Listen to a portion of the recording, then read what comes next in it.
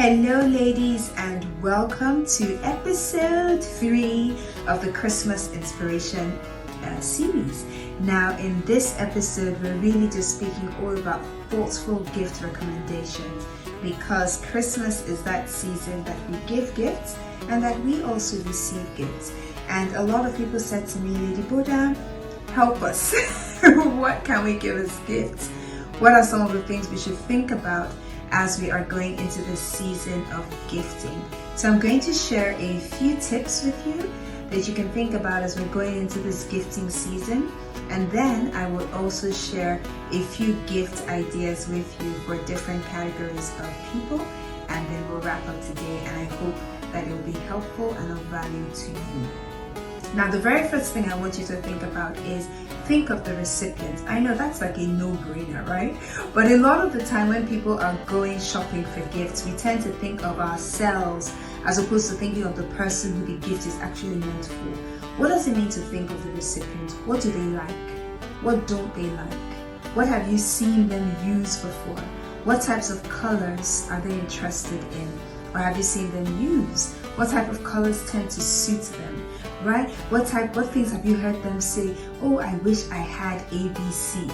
Take note of that. So spend some time thinking about each recipient of who you want to give a gift to this holiday. And really, this is why we should start our shopping in advance. We should start our Christmas shopping in advance so that we're not under pressure as the time comes closer. So think of the recipient. The second thing is, remember that presentation matters.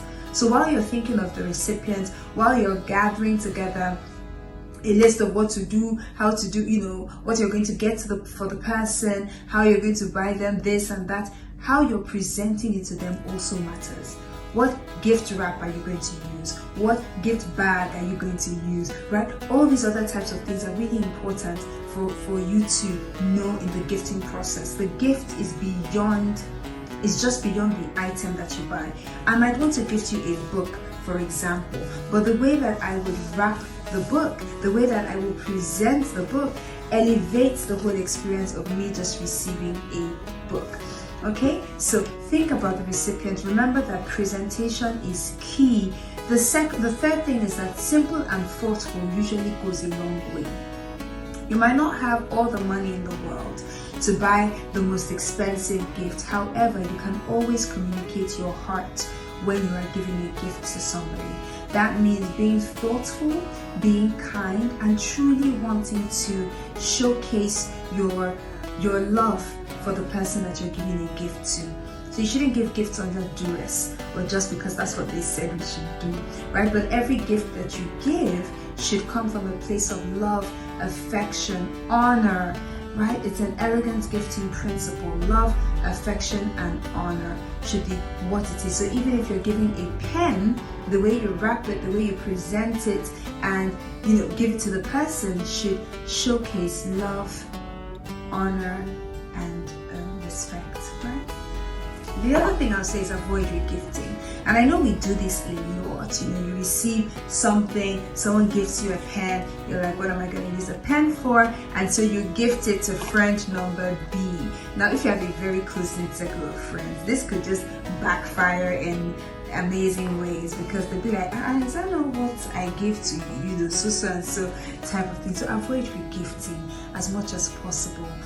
Unless it's like a second or third level friends that won't even get to know each other, avoid regifting. And even if you want to regift, I think put a little bit of effort into the gifting process. So let's say I received a pen, I want to gift it to somebody else, maybe change the wrapper, get a different type of note, put some thought, because remember, gifts are really to communicate love, affection, and honor for the other person.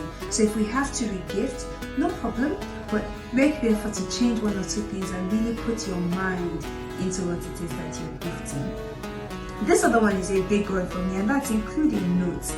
I love reading cards. I adore it. It's recently I had to start throwing away cards because I'm like, I'm going to have a whole room full of cards. I keep cards, I read it, people said kind wishes, they said prayers. I just read it and really delve and soak into the messages in the cards. Give that gift of words to someone else. Christmas is that season where you can bless people with the gift of your words, and take the extra step if you can to send a handwritten note to the person. I know sometimes it's not always possible, so even if it has to be an electronic means of communicating, if it has to be a WhatsApp message or an email or a text message, really make sure that the words are heartfelt. They communicate your heart, your love, your affection, your honor, your respect for the person that you're giving a gift to. And in the event that you can make it an actual handwritten note, it gets you extra points. So as I think of the recipients, broad rules to gifting. Think of the recipient that you're giving a gift to. Remember that presentation matters. Simple and thoughtful goes a long way. Simple and thoughtful goes a long way.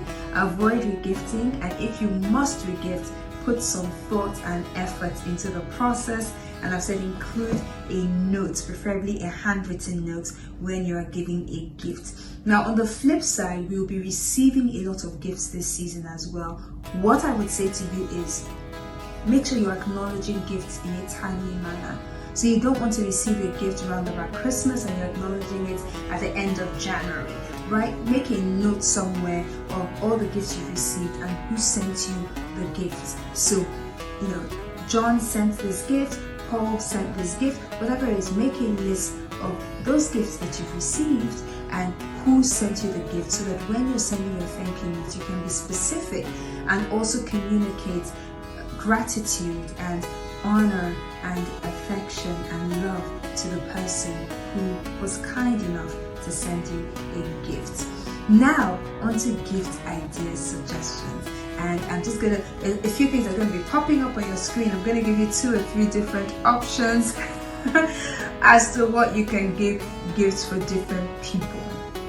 Okay, so now we're going to start with your father or your father-in-law, and on your screen right now you should have 3 different options coming up as to what you can give to your father and your father-in-law, and this should just give you ideas of what to get popping, just getting your juices popping as to what you can give your father or your father-in-law. The second set of people, what you can give your mother or your mother-in-law. Again, I've put 3 options that are coming on your screen, one after the other, and this just gives an idea of what you can give to that mother figure in your life, your mother-in-law, your biological mother, a woman who has raised you, an auntie who you really love and honor, and this gives you an idea. The third thing is for your sisters or your sister-in-law or your sister friends, and the options that are coming up on your screen now give you an idea of what you can give to this category of people.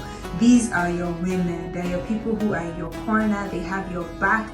You love them, and this is an opportunity to really showcase how much it is that you love them. So these are some things that you can give to them. The fourth category is obviously gifts for your brothers, your brother friends, your brothers-in-law.